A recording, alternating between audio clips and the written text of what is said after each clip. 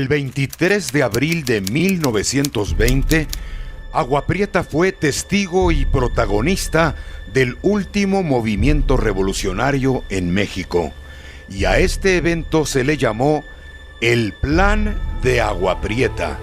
Este plan fue un manifiesto redactado por simpatizantes del general Álvaro Obregón en contra del entonces presidente de la República, don Venustiano Carranza, mediante el cual se llamaba a su derrocamiento. En el mes de junio de 1919, se iniciaron los primeros movimientos de quienes deseaban participar en las elecciones presidenciales, que se llevarían a cabo en 1920. El general Álvaro Obregón en Sonora lanzó un manifiesto mostrando sus deseos de participar en dicha contienda. Otro de los interesados también lo fue el general Pablo González. Venustiano Carranza, al frente del Poder Ejecutivo, no estaba muy de acuerdo con la participación de Obregón, ya que había declarado que no deseaba la participación de generales en dicha contienda, debido a que el pueblo mexicano estaba harto de que los gobernaran estos, tomando en cuenta que México había sido gobernado por el general Porfirio Díaz por un término de 34 años. Por tal motivo, él proponía para la candidatura del nuevo Partido Liberal Independiente al obscuro ingeniero Ignacio Bonillas, quien fuera por muchos años ministro plenipotenciario de México, es decir, embajador de nuestro país en el extranjero, el cual no conocía los problemas vigentes de nuestro país. El estado de Sonora estaba gobernado a mediados de 1919 por el general Plutarco Elías Calles, quien debía entregar el poder a don Adolfo de la Huerta. En ese entonces, el presidente de la República, don Venustiano Carranza, ordena a la Secretaría de Fomento que el río Sonora sea declarado propiedad de la nación, para que el caudal de sus aguas se reparta por las distintas regiones por donde pasa, lo cual causó un hondo disgusto en el gobierno de Sonora.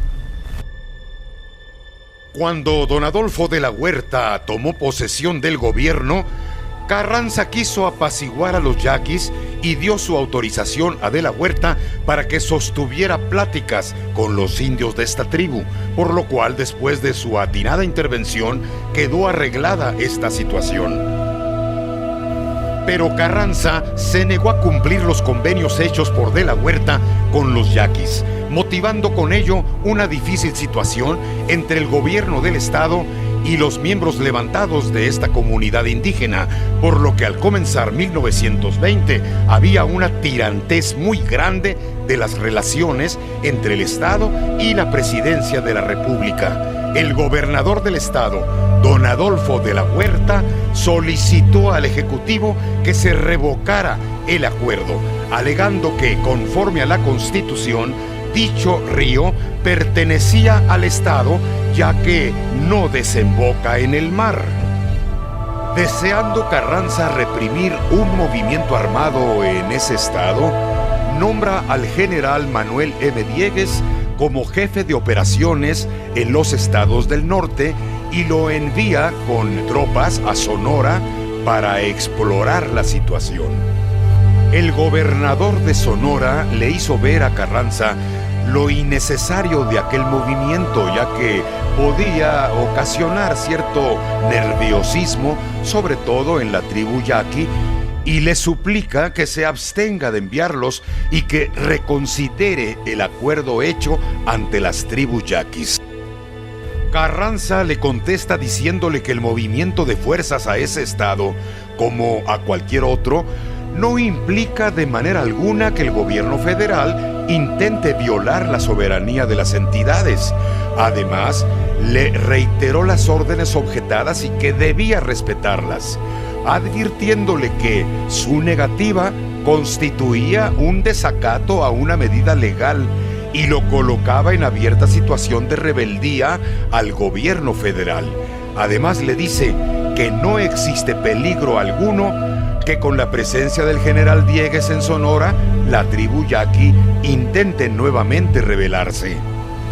Los tres poderes del Estado se dirigen al presidente Carranza diciéndole: si el ejército a su cargo insiste en la movilización de tropas al Estado, usted será el único responsable de todas las consecuencias, puesto que los sonorenses están dispuestos a cumplir con su deber.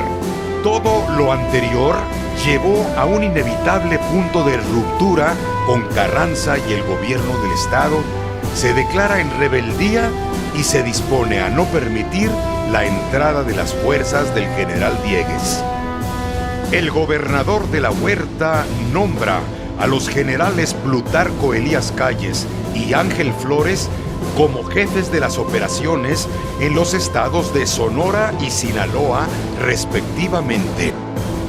El Congreso del Estado concede amplias facultades al gobernador de la Huerta y, de acuerdo con los jefes con mando de tropas, queda investido con el carácter de jefe supremo del movimiento armado y jefe del ejército liberal.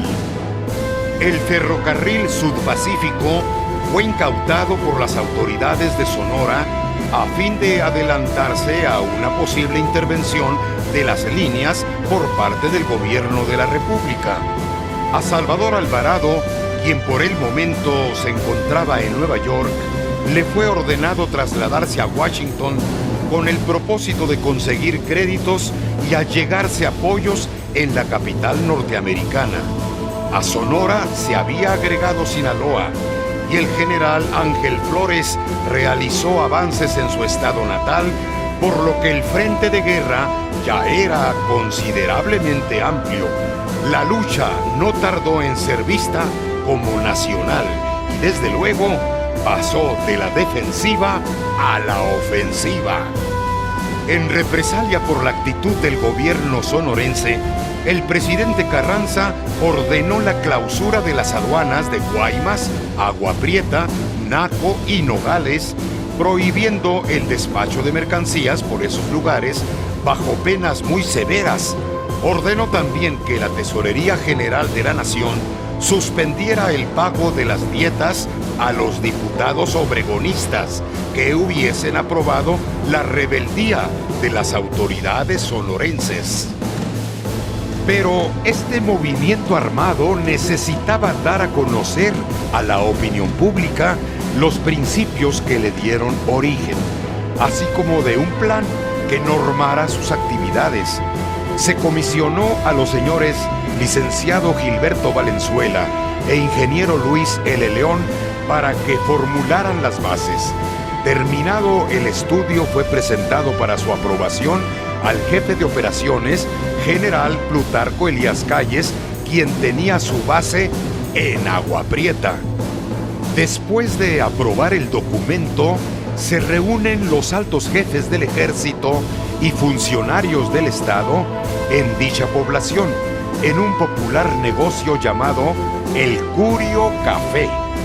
Procediendo el ingeniero León a darle lectura, el plan de Agua Prieta fue aprobado en todas sus partes y firmado el día 23 de abril de 1920, conociéndose desde entonces como el Plan de Agua Prieta. En dicho plan se hace la consideración de que, como el poder dimana del pueblo, el cual lo instituye para su beneficio y lo delega en los mandatarios públicos, si estos no cumplen fielmente con su deber, el mismo pueblo está en la capacidad de destituir a quienes no lo cumplan para poner en su lugar a otros que sí lo hagan satisfactoriamente. El movimiento revolucionario iniciado en Sonora, así como la huida del general Obregón rumbo al sur y los acontecimientos políticos desarrollados en el país, dieron margen a que, en menos de un mes, la mayoría de los ejércitos desconociera al presidente Carranza. A partir de ese momento, se sucedieron los siguientes acontecimientos. El 23 de abril, el general Arnulfo R. Gómez se subleva en la Huasteca veracruzana, uniéndose el general Porfirio González, que se levanta en armas entre Monterrey y Matamoros, destruyendo la vía del ferrocarril. El 26 de abril, en el estado de Chihuahua, dominan la situación los generales Ignacio Enríquez, gobernador del estado, Francisco Urbina, Eugenio Martínez, Gonzalo Escobar, Joaquín Amaro, Gabriel Gavira, Abundio Gómez y otros más. El 27 de abril, el general Francisco Murguía va a combatir a los generales Arnulfo R. Gómez, Lázaro Cárdenas y Manuel Peláez en la Huasteca. También el general Amaro se levantó en el estado de Hidalgo. El general Francisco Cosío Robelo se une a la revolución en el estado de Morelos. El general Rafael Garza en el estado de Jalisco. El general Fortunato Maicot en el sur de la República. El jefe de las defensas sociales en La Piedad, Michoacán, se levanta también en armas. El 4 de mayo, los generales Pablo González, Jacinto B. Treviño, Sidronio Méndez y otros más desconocen al presidente de la República, don Venustiano Carranza, ocupando sus fuerzas la capital de Puebla el 5 del mismo mes. Durante el transcurso de los primeros días del mes de mayo de 1920, el gobierno contaba con muy pocos jefes leales. Iturbe en Sinaloa, Diegues en Jalisco, Cesario Castro en Torreón, Francisco Murguía en México, Cándido Aguilar en Veracruz y algunos otros jefes en distintos lugares de la República. El 7 de mayo de ese mismo 1920, el presidente Carranza abandona la capital de la República y hacen su entrada triunfal los generales Pablo González, Treviño, Figueroa, Del Arco y otros más. El 10 de mayo es aprehendido en Guadalajara el general Manuel M. Diegues por sus mismas fuerzas, que reconocieron el plan de Agua Prieta. Para completar el triunfo de la revolución, se unen al movimiento armado de Agua Prieta los revolucionarios que se encontraban sublevados en contra del presidente Carranza en distintos lugares del país. Ellos fueron generales Juan Andreu Almazán, hermanos Gabay, Higinio Aguilar, Marcelo Caraveo, Luis Medina Barrón, Manuel Peláez, Rafael Pimienta y otros más. Los generales Francisco Villa y Félix Díaz se rindieron meses después al presidente provisional don Adolfo de la Huerta. Este fue un movimiento más ocurrido y generado en la ciudad de Agua Prieta y fue un movimiento general en defensa de los principios y de las leyes reglamentarias de la Constitución de 1917.